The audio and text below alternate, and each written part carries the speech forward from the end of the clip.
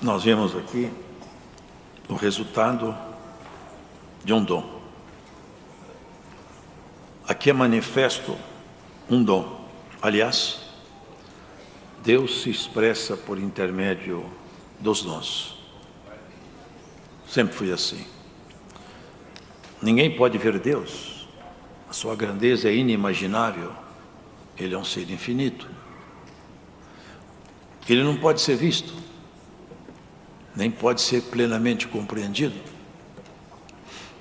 Mas ele se manifesta, sempre se manifestou, por intermédio dos dons, por intermédio de homens e mulheres que ele escolheu, nas quais ele, de alguma forma, faz aparecer o que é dele, as suas mensagens, as suas instruções, até mesmo as suas correções. É assim que ele fez desde o princípio, conversando com alguém que ele confia, e para que essa tal pessoa então ampliasse a mensagem, se tornasse um propagador da sua mensagem, das suas instruções.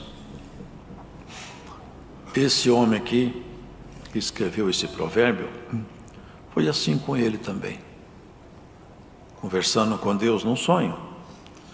Ele estava dormindo e Deus conversou com ele, conforme você sabe. O nome dele é Salomão. E a ele foi dado o direito de fazer pedidos. E bem-aventurado é aquele que, quando ele vai pedir alguma coisa a Deus, ele sabe como pedir. Sabe o que pedir a Deus. Tem pessoas que só pedem a Deus coisas temporárias, só se ocupam de pedir a Deus coisas pequenas. As suas orações são todas resumidas em cima de coisas cotidianas. Mas bem-aventurado é quem sabe fazer pedido a Deus, que é capaz de elevar seu pedido num patamar mais alto. Pedir proximidade, santidade, para que Ele auxilie você na busca da sua santificação pessoal. Esse homem pediu, visto que ele era rei, filho de um rei amigo de Deus, que era Davi, pediu a Deus que ensinasse a ele um jeito dele se portar entre o povo hebreu. Então Deus concedeu a ele um coração sábio.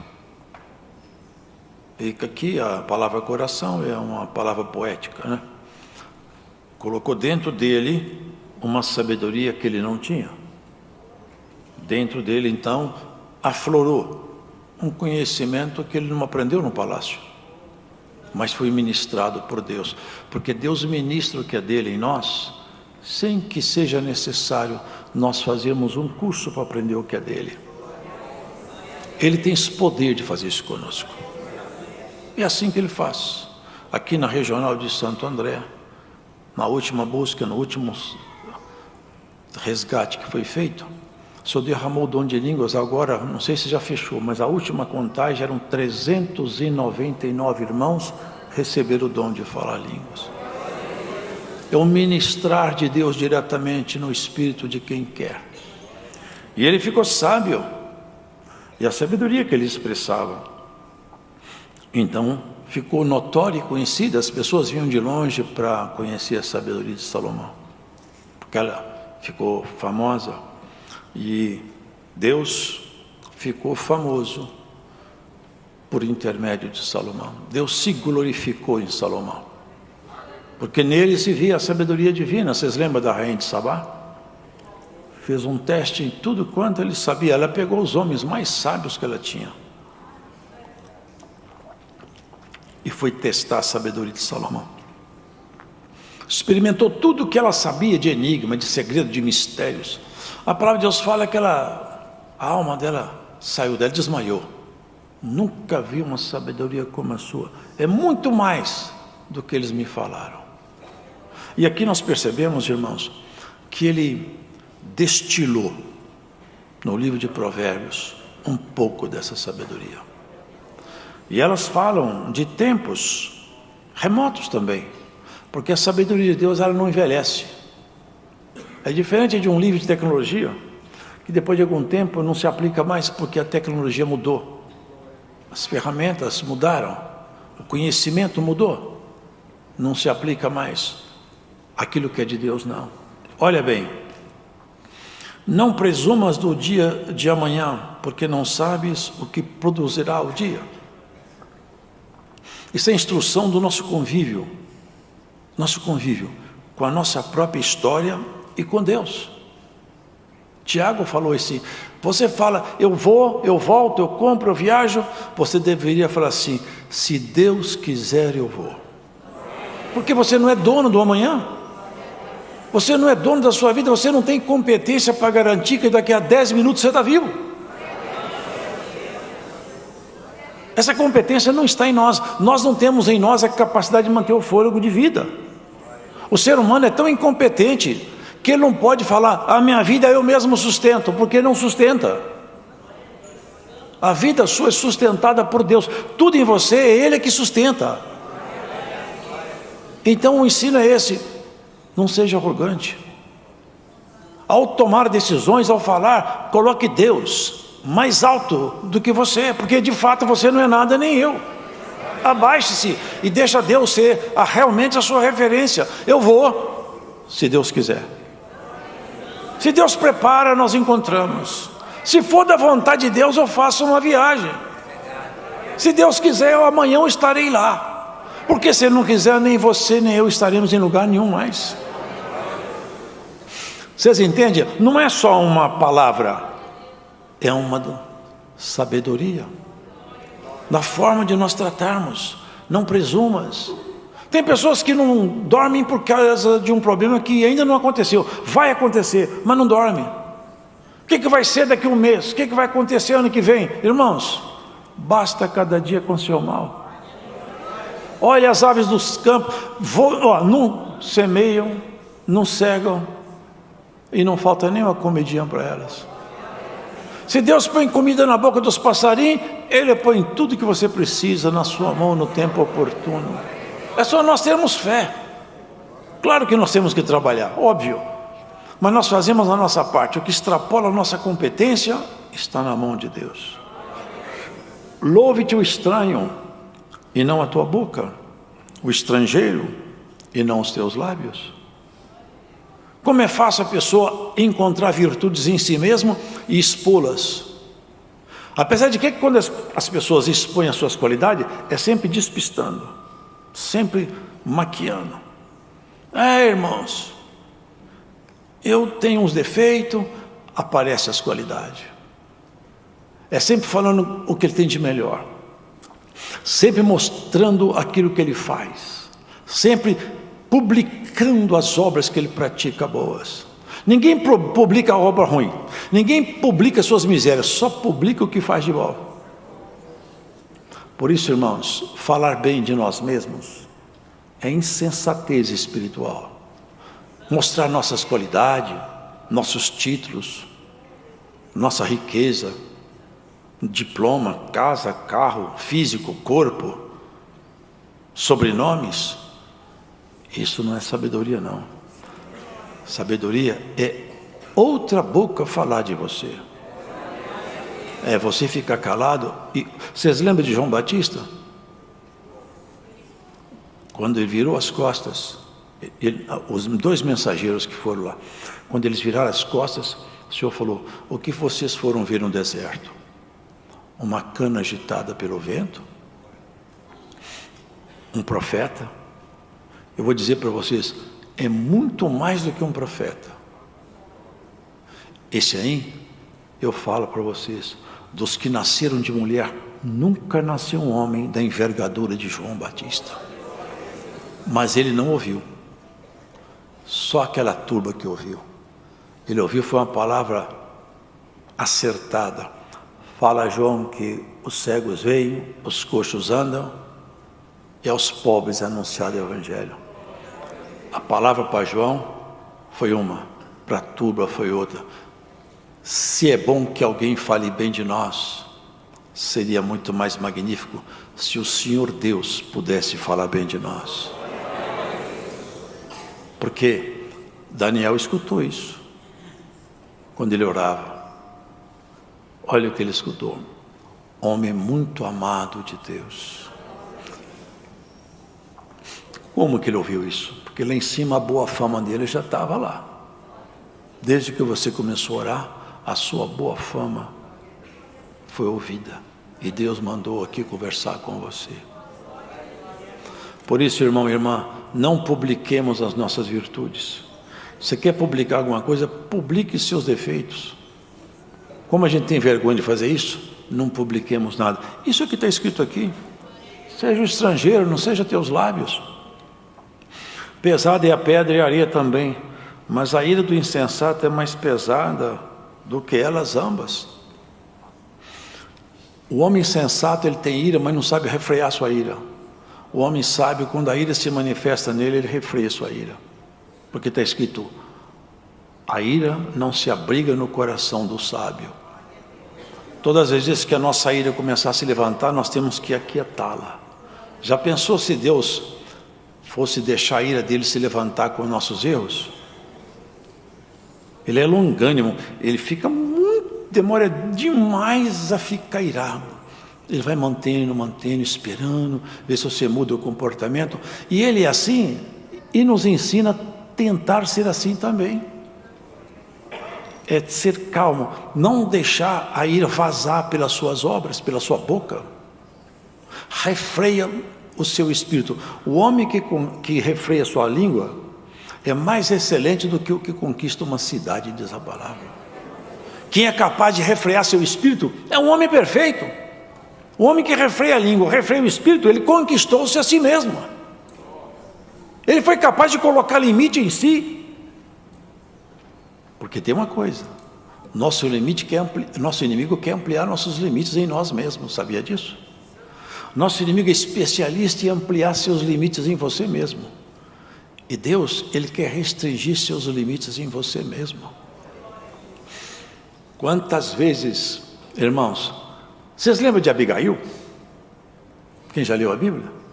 Davi estava ardendo em ira, pegou seus valentes, ia descer para a casa de um homem, que foi até falado hoje. Ele ia matar todo mundo. A ira dele estava acesa, mas tinha uma mulher lá, a esposa de Nabal, que ela percebeu que seu marido era um homem ruim, e fez uma coisa injusta, e ardeu a ira de Davi. Ela pegou um animalzinho, encheu de iguarias, encheu de coisa boa, e foi encontrar com Davi sozinha, os homens tudo armados, com espada na mão, homem valente, homem que estava com a mão manchada de sangue, não temia nada, eles não temiam morrer nem matar, eles entraram ali para matar todo mundo. Quando eles encontraram aquela mulher, ela parou no caminho, ele a chamou, meu senhor, não mancha teu nome, não mancha teu nome. Ali, Davi pulou do animal, falou, o que foi? Meu marido, o nome dele é como ele é mesmo, Nabal, mas não mancha teu nome por causa dele. Eu trouxe aqui um sagrado, tudo que vocês estão precisando.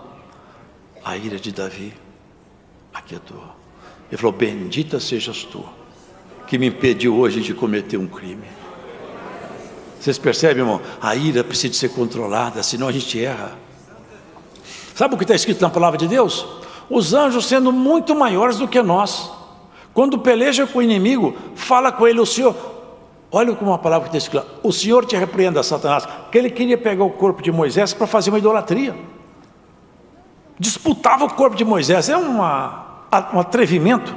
Ele queria pegar o corpo de Moisés, chegou o anjo e falou, o Senhor te repreenda, Satanás. Acabou, não falou mais, não começou a desfilar todos os impropérios que ele merece. Irmãos, conter o nosso espírito é próprio de quem conhece a Cristo mais profundamente. Quem sabe nessa palavra hoje, você tem um desejo de trabalhar nessa direção, colocar mais limites em você mesmo. Fiéis são as feridas feitas pelo que ama, mas os beijos do que aborrece são enganosos. Tem pessoas que tratam você bem, elogia, toda hora falam uma qualidade sua publicamente perto dos outros, mas as palavras são uma coisa, o coração é outra. Isso aí é hipocrisia. Mas tem pessoas que te chamam a atenção, fala, aponta aos seus dias, você errou aqui, isso aqui não se faz, porque te ama. Pessoas que têm honestidade, você andou errado, isso que você falou está errado.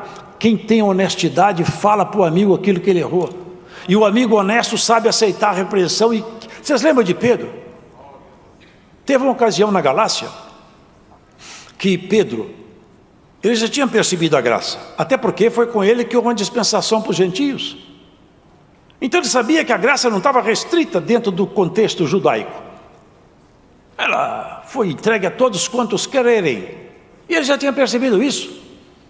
Então quando ele chegou com o meio dos irmãos, os judeus não se assentam com os gentios, mas para Pedro já tinha passado. Eu já estou entendendo a graça, se assentou no meio de gentios, mas quando vieram os irmãos de Jerusalém, ligados a Tiago, que estava ainda no rito da circuncisão, fazendo a transição, ele foi despistando, afastou, e como alguém que não quer nada, foi lá para o canto e encostou no outro canto, ficou longe deles. E Barnabé fez a mesma coisa, eu vou ficar longe, daqui a pouco nós vamos ser reprovados por esses irmãos. Saíram de fininho, saíram francesa, ficaram tudo longe. Paulo chegou lá, viu aquilo, falou assim, papelão, hein, Pedro? Se você é judeu, você está vivendo igual gentio, por que estão brigando os gentios a viver como judeu? Chamou a atenção dele duramente. Sabe o que Pedro escreveu na carta dele? Irmãos, tem muitas pessoas querendo distorcer as palavras de Paulo, porque elas são profundas. Deus deu para esse homem muita sabedoria, defendendo Paulo na sua carta. Você percebe que a ferida dele foi recebida como ensinamento? Quando nós somos repreendidos por um homem sábio, pela palavra de Deus, nós temos que abaixar a cabeça. Graças eu te dou, eu quero aprender. O soberbo não aceita aprender não, mas o sábio aceita. O soberbo, quando é repreendido, ele fica seu inimigo, o sábio fica seu amigo. Glórias a Jesus. Essa palavra hoje quer fazer você ser sábia, sábio. Seja o estrangeiro e não tua boca que te louve. Glórias ao Senhor. Seja outros lábios e não os teus. Não fica contando as suas vitórias, contando a obra que Deus fez, contando quem é você. Tranca a sua boca, deixa outros falarem quem é você. Que as obras gritem quem é você atrás de você, que os que vivem com você, que seus amigos, seus parentes falam, eu sei quem é ele. Aí você vai estar agindo como sábio.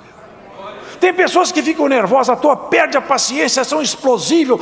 Eu sou assim mesmo, é meu gênio. Não, é que você perdeu o controle. Você está fora do controle espiritual. Assuma o controle da tua vida, senão o adversário daqui a pouco pega o controle e você não faz mais nada. Vocês já viram a pessoa falar? Eu já vi. E no trânsito é muito comum. Levanta com arma na mão, desafoga a raiva, dá murro, briga, mata. Por quê? Não é capaz de conter sua própria ira. Hoje o Senhor Jesus Cristo aquieta a ira dentro do seu coração, a minha e a sua, em nome de Jesus. Seja um homem calmo, seja uma mulher controlada, engole a sua ira, abaixa a tua cabeça, fala, sim Senhor, é isso aí que eu estou precisando mesmo.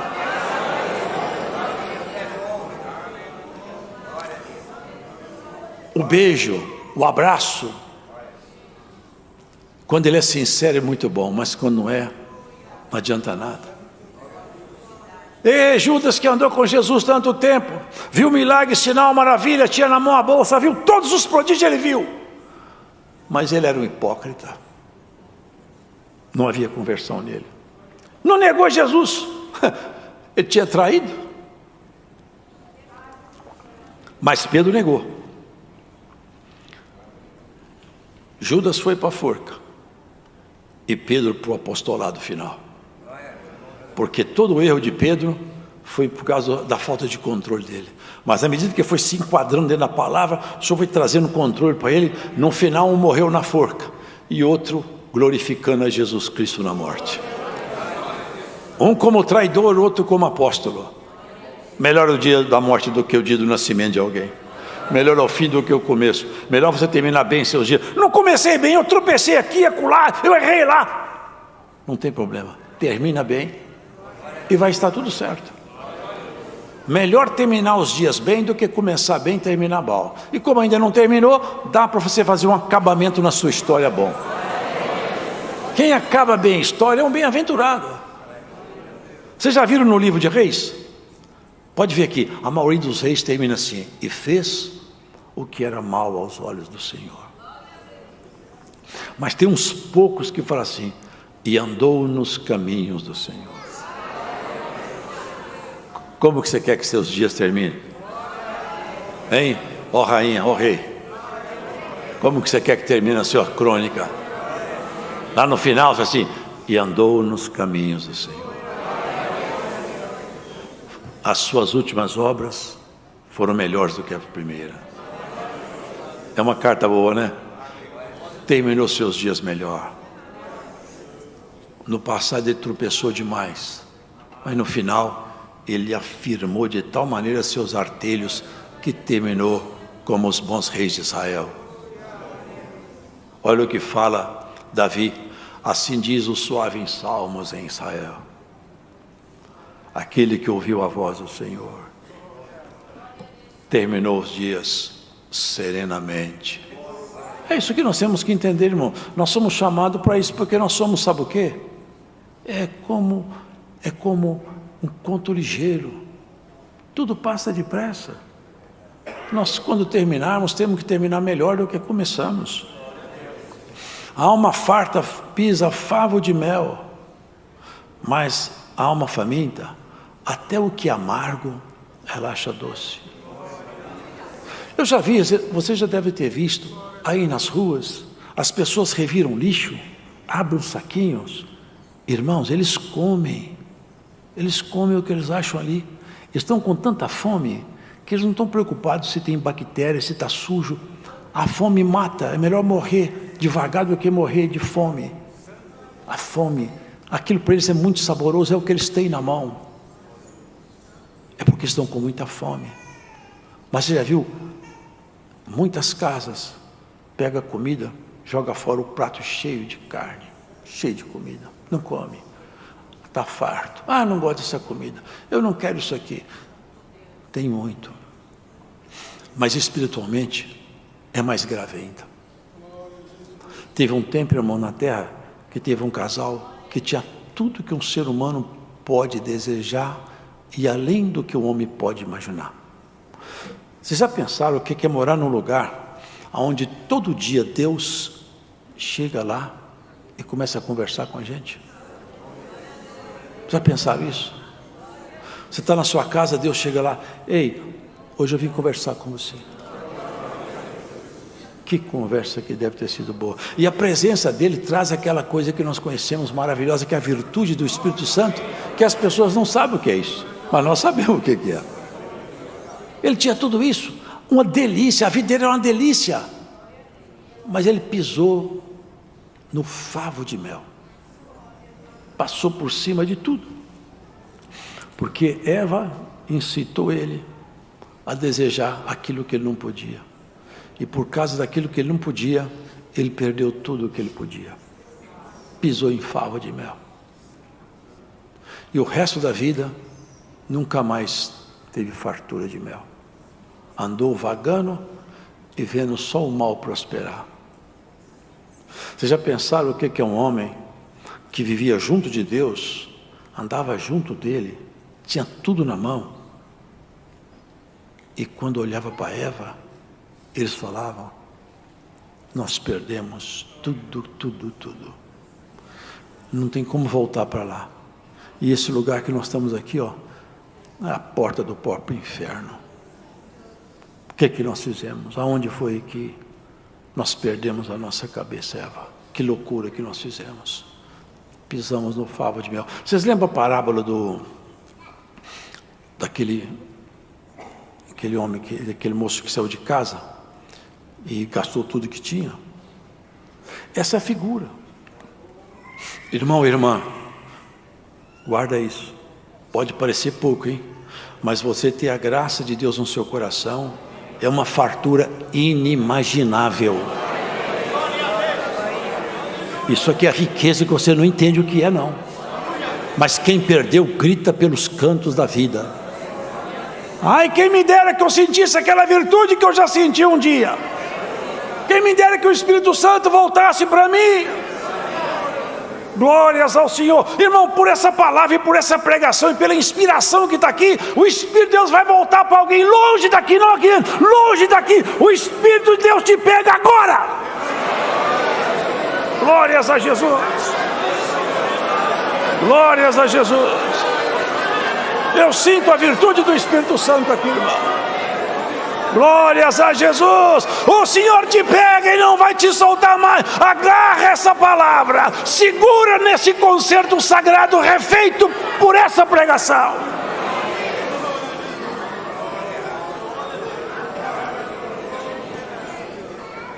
Ele tinha tudo na casa do pai,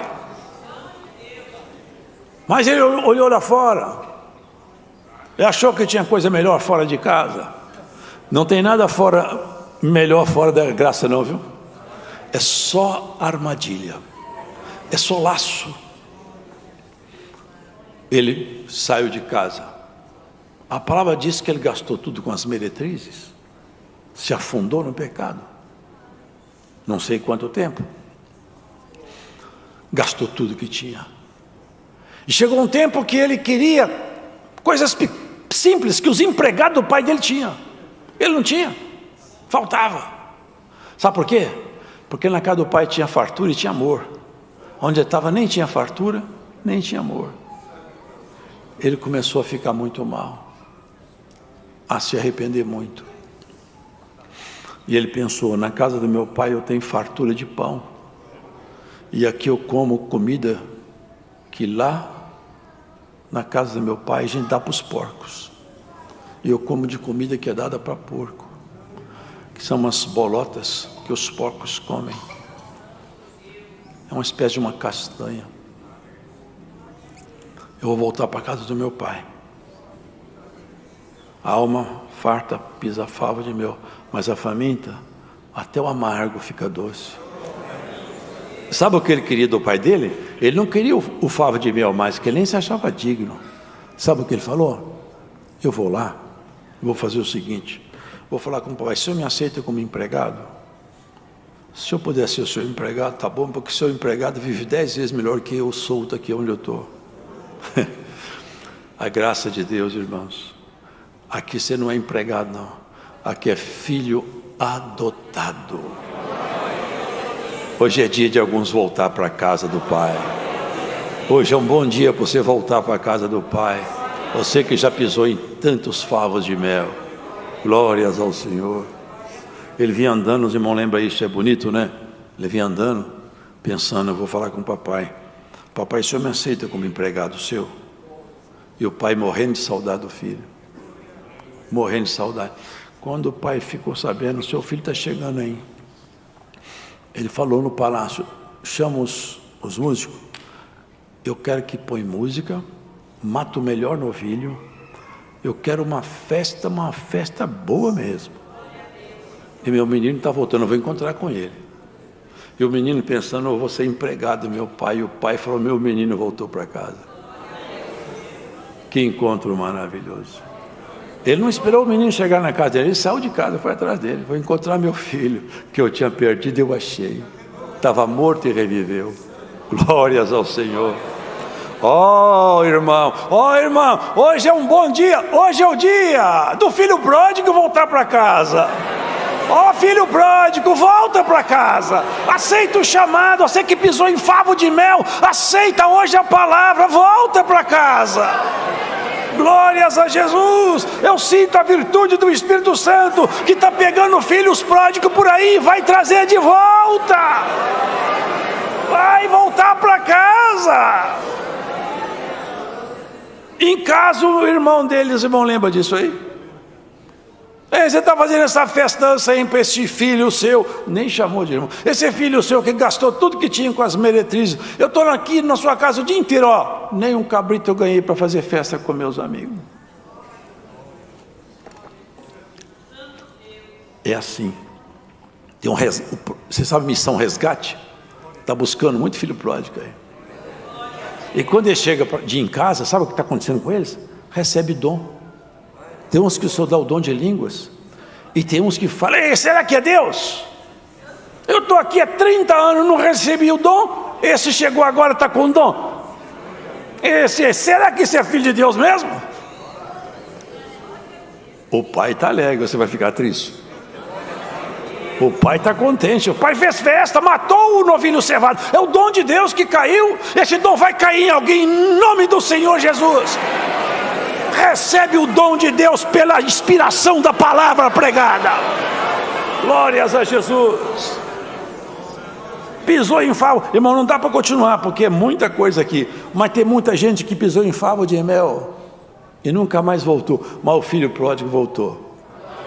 Estejamos nós na relação dos pródigos, os que gastaram, mas se arrependeram, porque tem festa, tem som de música, tem novilho cevado, tem abraço do pai. O que as pessoas buscam aí no mundo? Prazeres, felicidade, uma bela ilusão. Depois termina tudo tão triste. Depois, ao final, é como um veneno no final de um copo. O travo do veneno vem depois que você bebe. Depois vem o travo do veneno. É assim o pecado. O travo do pecado vem no final da vida. É quando não dá mais tempo de você consertar nada. Vem o travo. O que eu fiz da minha vida? O que eu arrumei com a vida que Deus me emprestou? Porque você não tem vida não, hein? Essa vida foi te dada por Deus. Você não conquistou vida nenhuma, você não tem nada. Você foi colocado nesse mundo aqui por Deus, e você tem que prestar conta da vida que você tem aqui dada por dádiva dele. Você vai prestar conta. Vai chegar lá no final, vai ter um ajuste, todos vão chegar diante do Senhor, e cada um vai prestar conta da vida que teve. Muitos livros vão abrir, e muitos gemidos vão aparecer, verdadeiros lamentos. Mas quando abrir aquele livro chamado Livro da Vida, você sentado, você vai gritar: meu nome está aí, Senhor, meu nome está aí, eu tenho certeza que o meu nome está nesse livro aí. Esse é o nosso dia, esse é o nosso dia. Eu vi uma coisinha que eu vou tentar falar aqui, que a hora já passou. Como o ferro com ferro se aguça, assim um homem afia o rosto do seu amigo. Vocês entendem isso aí? É bonito isso. Você consegue fazer o corte numa faca, por exemplo, passando ela noutra faca, ou num ferro. Geralmente os açougueiros usam ferro, né? Eles batem a faca no ferro e vai batendo em tal ângulo que vai afiando o corte. Assim, quando você convive com pessoas sábias, com pessoas santas, você fala uma coisa, ele te replica, ele te ensina, você ensina, vão se afiando. Daqui a pouco os dois estão sábios, sabem conversar, sabem falar. E quando alguém te repreende, você não fica irritado, porque o soberbo não pode ser repreendido, ele é muito cheio de si. O soberbo ninguém pode repreender, porque ele é tão cheio de si mesmo. Como que alguém inferior a mim vai me ensinar? Todo mundo é inferior. O soberbo, todo mundo é inferior a ele. Mas o simples não. O simples ele aceita. Deus te abençoe, meu irmão. Deus te abençoe. Eu precisava de ouvir isso aí. Deus te pague. Se você aceita conselho, até irmãos, para encerrar a palavra, tem gente que é tão cabeçudo que Deus para aconselhar. Vocês lembram do que aconteceu com Balaão? Balaão é tão cabeça dura, montado no jumento. Ele já sabia a vontade de Deus, mas tão cabeça dura, que Deus um dia teve que pegar um jumento para aconselhar Balaão. Vocês podem ver que ele estava tão teimoso, tão cheio de si, que nem percebeu que o jumento falava, porque é uma coisa absurda, tão extraordinária, que qualquer um se assustaria, saltaria do jumento e saia correndo. Mas ele discutiu com o jumento. O homem teimoso, ele discute com o jumento mesmo. Mas o homem sábio, não. Ele aceita a palavra. Hoje o Senhor te recomenda, fica atento à voz da repreensão. Fica atento à voz do conselho. O jumento argumentou com ele. Ele argumentou com o jumento. Até a que ponto chega um profeta ruim? Se eu tivesse uma espada que eu te matava, mas eu te servi todo esse tempo. Será que você não lembra o tempo que eu te servi? Será que você esqueceu tudo isso? Como que pode, irmão? Vocês percebem como que o homem vai abaixando, vai perdendo a espiritualidade, perdendo a luz, perdendo tudo. E outros vão subindo, a ponto de um deles, o Senhor passar aqui na terra e falar: eu vou levar você embora para mim, você não vai ficar mais aqui. E Eliseu sabia. Vocês lembram disso? O Senhor falou assim: Elias, eu vou te levar embora. Eliseu escutou. Falou: o quê? Vou ficar colado em Elias agora, que no dia que Deus pegar Elias, eu vou negociar com Deus alguma coisa a respeito dele. Você fica aqui, Eliseu, que eu vou lá no Jordão. Ele disse: vive a tua alma que eu não te largo. Que pode ser que é exatamente aí que Deus vai te levar. Eu não vou te deixar não. Você pode me esperar aqui, eu não te espero, eu vou com você onde você estiver. Uma visão: carros e cavaleiro. Um carro de fogo apareceu e desceu o redemoinho, e do redemoinho Deus pegou Elias. O homem foi cada vez melhor e subiu. Assim como foi Elias, assim vai ser a igreja, cada vez melhor, e nós vamos para a casa do Pai. Deus seja louvado.